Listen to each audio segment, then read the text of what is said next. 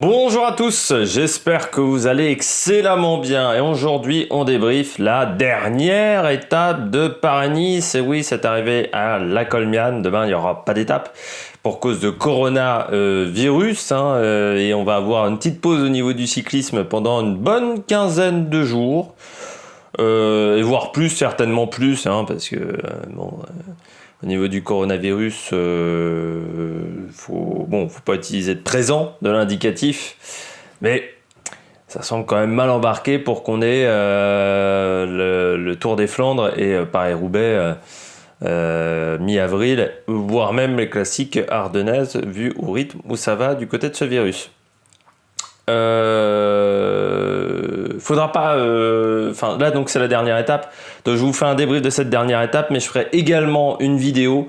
Je sais pas trop quand. Peut-être elle sera en ligne lundi, peut-être mardi, peut-être mercredi, qui fera un bilan global de ce Paris-Nice. On fera un bilan. Bon, là, c'est vrai que c'est une étape de montagne, mais on fera un bilan global de ce Paris-Nice.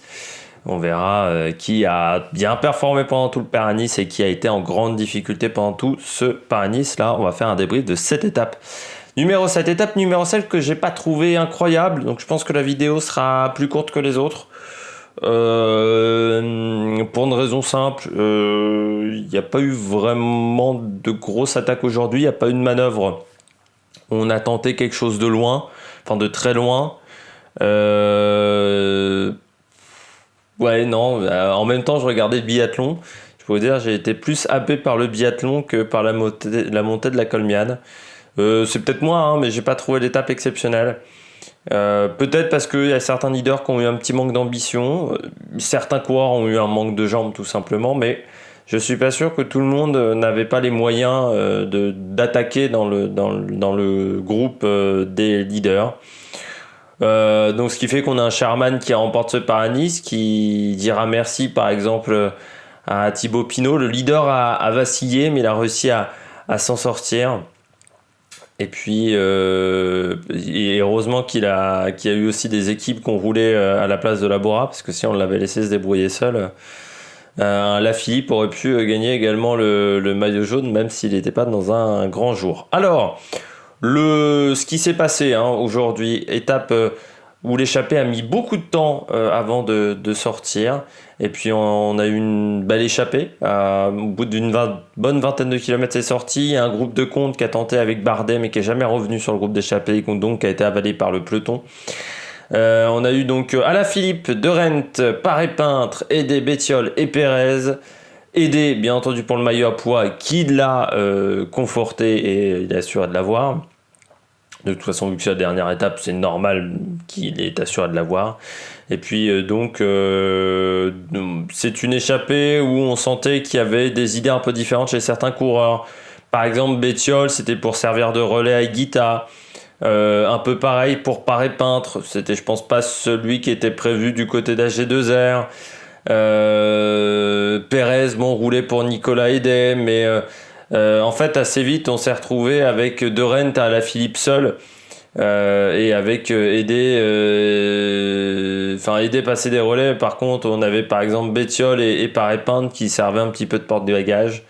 Donc à partir du début de la montée de la Colmiane, très vite, Aidé, Alaphilippe, De Rent s'isole, puis Alaphilippe, De Rent et enfin De Rent tout court. Alaphilippe qui n'arrive pas à suivre, c'était vers 15 km de l'arrivée. Et puis à 3 km 700, on a l'attaque de Quintana. Il y a quelques attaques entre temps, Bardet, Guillaume Martin, mais qui n'arriveront jamais à sortir du groupe de tête. Et puis donc Quintana sort et personne ne le reverra jusqu'à l'arrivée. À 1 km 700 de l'arrivée, attaque de Tige Benoît. Ça c'était pour le général, parce que Tige Benoît était assez proche de Sharman, mais il n'arrivera pas à creuser assez d'écart pour remporter le Paris-Nice. Et donc c'est bien Maximilian Sharman, le champion d'Allemagne, qui remporte ce Paris-Nice 2020. On passe tout de suite au bilan des Bleus sans tarder, sans générique. On va essayer que cette vidéo dure moins de 10 minutes. Du côté des Bleus, Quintana très fort aujourd'hui, qui je crois a été vraiment c'était le coureur le plus performant. Après j'avais quand même quelques doutes après l'étape d'hier où je m'étais dit Bon, hier, on l'a quand même pas vu devant, alors que c'était une journée où il pouvait reprendre peut-être un peu de temps. Le chrono, il avait plutôt fait un bon chrono, parce il était devant Nibali. Et il était pas si loin de Thibaut Pinot, hein, donc, qui était certes pas au top de sa forme, mais bon, on sait que Quintana sur le chrono. Alors, il a réussi quelques bons chronos dans sa carrière. Quelques fois, mais très rarement. C'était vraiment quand il était à son pic de forme, donc ce qui n'était pas encore le cas aujourd'hui. Et puis, non, non, quand il est sorti, c'était le plus costaud. C'était le plus costaud. Quand il reprend de Rent, il le voit passer, ou un TGV. Et impossible à récupérer, il colle une minute quasiment à tout le monde en haut de la montée. Il nous a fait un petit peu comme au Chalet Renard. Et c'est vrai que pour le moment, c'est le grimpeur dans ce début de saison. Alors, il n'y a pas eu beaucoup d'étapes de montagne, mais qui a été le plus performant depuis le début de saison, Quintana. Alors lui, ça va peut-être lui faire du bien parce que là, il est déjà très en forme. Donc le fait qu'il y ait une pause qui pour l'instant, c'est difficile de savoir combien de temps, mais on sait que le Giro va être est reporté, voire peut-être annulé. Ça laisse quand même des possibilités de se dire il va y avoir une grosse pause là pendant au moins un mois et demi, voire on va pas reprendre avant le mois de juin. Pour des coureurs comme Quintana qui était très en forme, ils vont peut-être pouvoir mettre leur période de pause en ce moment.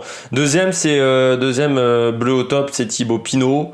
Bonne journée pour Thibaut. Il m'avait l'air, c'est pour ça que je dis que certains coureurs ont manqué d'ambition peut-être aujourd'hui, parce que lui, je pense qu'il avait peut-être la possibilité de faire vraiment très mal à Sharman, qui était vraiment limite de rupture, mais il a peut-être été un peu trop gentil. Et puis bon, Pinot, après, il faut aussi relativiser, c'est mon avis, mais il faut quand même pas négliger que c'est pas toujours le coureur le mieux en début de saison. Et surtout, là, il a fait avec la forme du moment, hein, il était pas au top de sa forme, il l'a répété. Pinot, c'est plutôt un coureur qui finit bien les saisons, qui les commence plutôt en mode piano-piano.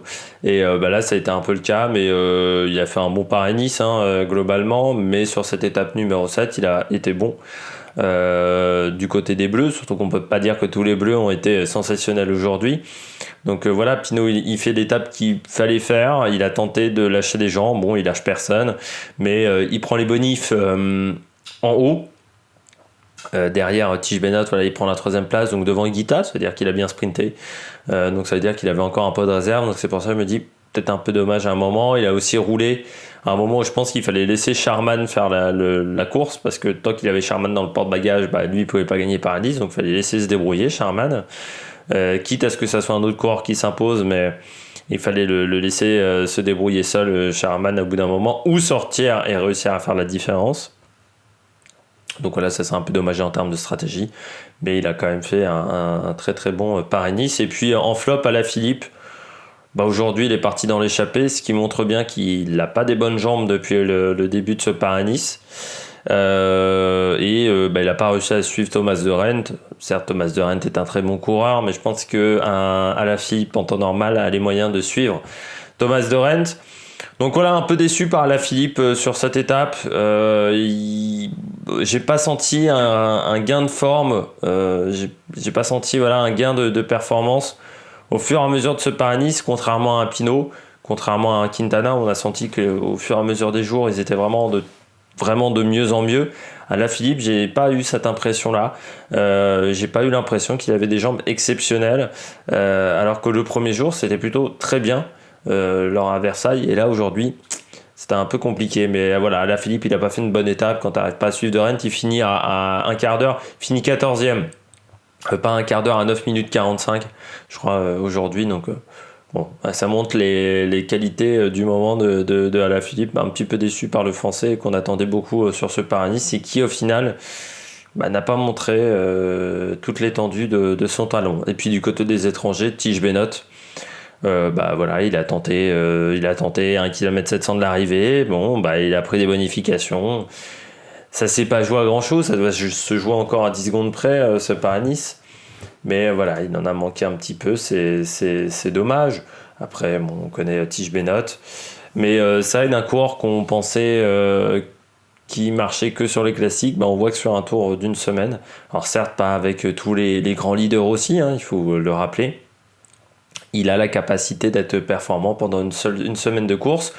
Thomas de Rent, parce qu'il nous a fait un sacré numéro, il a fait 15 km seul dans la Colmiane. Après, 130 km d'échappée, quelque chose comme ça. Donc voilà, Thomas de Rennes, ça reste une assurance, hein. Dans les courses comme ça de montagne, c'est quand même un coureur qui est toujours performant. C'est là où tu te dis, de Rennes, quand on l'a vu au tout début de sa carrière, capable de faire troisième d'un Tour d'Italie et capable de battre Vauclair, par exemple, sur une étape de Paris-Nice, tu te disais, ce coureur-là, quand même, ça va être le prochain leader pour le général sur certaines courses. Et au final, il n'a jamais réussi à passer le cap. Et il s'est toujours retrouvé un peu un temps en dessous, parce qu'il n'aime pas frotter, mais je pense qu'il n'avait pas l'âme d'un leader de Rennes, ce qui est dommage, parce que ça aurait fait un très très bon leader de grand tour, mais il s'est toujours mué en équipier, plus qu'en leader, et je pense que c'est mentalement, il n'a pas l'âme d'un leader peut-être de Rennes, mais c'est dommage parce que, bon, il a une très bonne carrière, hein, Thomas de Rennes, vainqueur au Chalet-Renard sur le Tour de France. Donc 2 victoires sur Paris-Nice, voilà, il a des victoires pas sur les 3 grands tours, je sais pas s'il a fait déjà la Volta. Mais il fait peut-être partie des coureurs qui ont qui ont une victoire d'étape sur les 3 grands tours. Mais voilà, c'est un coureur qui a toujours été marquant par son panache, mais c'est vrai que quand tu vois qu'il a été capable de faire une 3e place sur un Giro, tu te dis c'est quand même un peu dommage. Et puis du côté des flops, je vais aller vite. Bon, on pourrait mettre Charman, mais le leader a vacillé, mais il s'en est quand même sorti et remporte le Paris-Nice. Mettre Charman en flop. Sur l'étape, oui, sur la performance globale, mais il arrive quand même à s'en sortir. Puis Nibali, parce qu'il a fait rouler son équipe pendant toute la journée, avec un gros travail de Kenny Elissonde, un gros travail de Richie Porte, qui était donc présent sur ce Paris-Nice, pour ceux qui en doutaient. Mais je n'ai jamais senti qu'il avait la capacité de faire la différence. C'est un résumé de tout de son Paris-Nice.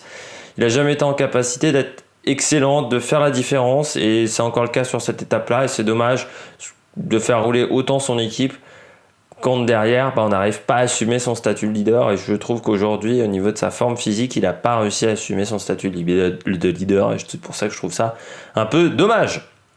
Bon, nous, au niveau du cyclisme, ça va être compliqué, au niveau du sport en général aussi. Ça ne veut pas dire qu'il ne va pas y avoir de vidéos sur la chaîne. Déjà, on va faire un grand bilan de ce Paris-Nice, mais il y aura également d'autres vidéos sur la chaîne, que ça soit du sport, pas du sport. Les émulateurs vont arriver, donc peut-être plus en masse que prévu. Il faut que je les enregistre.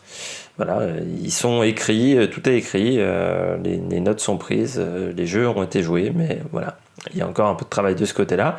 Et puis, nous, on se retrouve pour de nouvelles aventures sur l'Amérique Production. Et surtout, n'hésitez pas à vous abonner, à mettre un pouce bleu si vous avez aimé la vidéo. Et puis, à réagir dans les commentaires. Allez, ciao, ciao sur l'Amérique Production.